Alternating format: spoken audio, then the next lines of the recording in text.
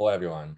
Today I'm going to be running through a soccer coaching session targeted for youth players between the ages of 14 to 16 years. I will start by sharing my coaching philosophy and explain how that aligns with the drills within the session. My coaching philosophy. Throughout Australian youth football, far too much emphasis is placed on winning, hindering the development of skill, creativity, and tactical awareness.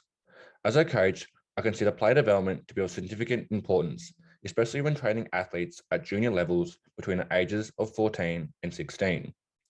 According to FIFA's national curriculum, an athlete's motor learning rapidly increases during this age bracket, so the need to develop and fine-tune football's key skills is essential. Four footballing skills that I consider to be of most importance to a footballer's development include being able to effectively strike the ball when shooting for goal, the ability to take a good first touch and when receiving the ball, being able to pass the ball in a space, and finally being able to dribble past a defender. It goes without saying that if you don't know how to shoot, you will not score. So being able to use the previously mentioned four skills within an attacking scenario is crucial. This is important quality for all players to possess, as football is a low-scoring game and shooting opportunities are few and far between. Within my coaching philosophy, emphasis is placed on being able to use both feet in all situations. Players who are unable to kick with their opposing foot limit themselves and in turn become one-dimensional. Having the confidence to use your weaker foot within a shooting environment creates a competitive advantage against the goalkeeper, thus increasing your chances of scoring. As a coach, the communication I provide for my players is an integral part of my coaching philosophy.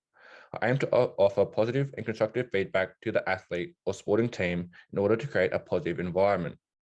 Players of all codes should enjoy learning new skills and developing their game, so being able to communicate and guide players to achieving their desired outcome is of utmost importance. As a coach, it is essential that I provide my players with in the moment feedback, praising them when they do something right and offering advice when they make a mistake. Further, listening to a player's opinions after issuing feedback on how they're feeling about specific components within the drill encourages the athlete to make decisions for themselves and take ownership of their own learning. The first drill within the session focuses on receiving the ball with your back foot and passing the ball into space with the opposite foot. The drill forces athletes to use both feet in receiving a pass while also encouraging them to open up their body, allowing them to pass the ball to a teammate while in an attacking transition. Alright, so the first drill is going to focus on taking a good first touch and passing the ball in the space. So I was going to play with the ball with my back foot, passing it with my front foot. I was going to pass me another ball, back foot again, front foot into the goals.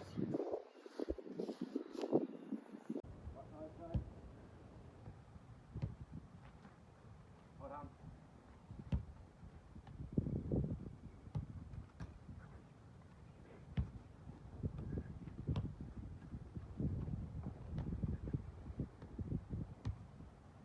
The next video will demonstrate the use of in-the-moment feedback, whereby I intervene and offer the athlete advice on using the inside of their foot when receiving the ball, to help assist their control of their first touch.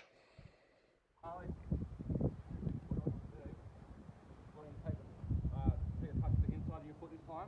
That way they'll give you a bit more control and you can put the right type of square, alright? Let's try that. Control.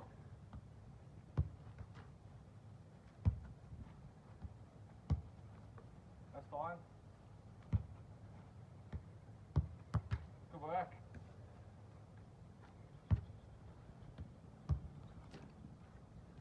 As you can clearly see, Charlie's first touch has improved since receiving the feedback. She is no longer exiting the square as a result of her poor first touch. She is then able to produce a more controlled pass into space and into the back of the net.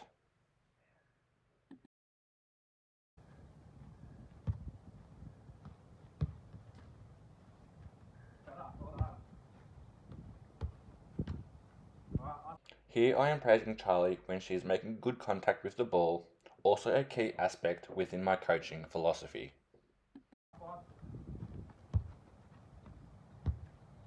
Well done.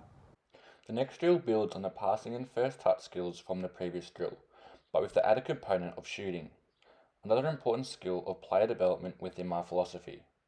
Emphasis is once again placed on using both feet, as the athlete is instructed to alternate feet upon each repetition of the drill.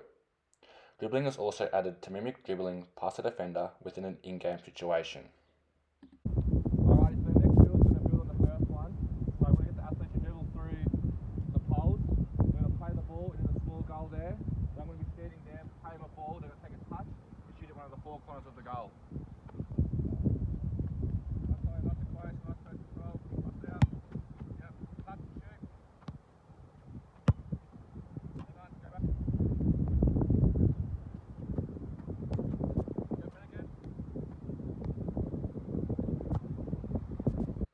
The next video shows the interaction between myself and the athlete, whereby I ask the athlete how they are feeling about the drill and any concerns they may have.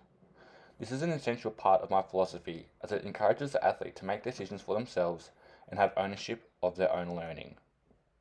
Alright, so how you find that training drill?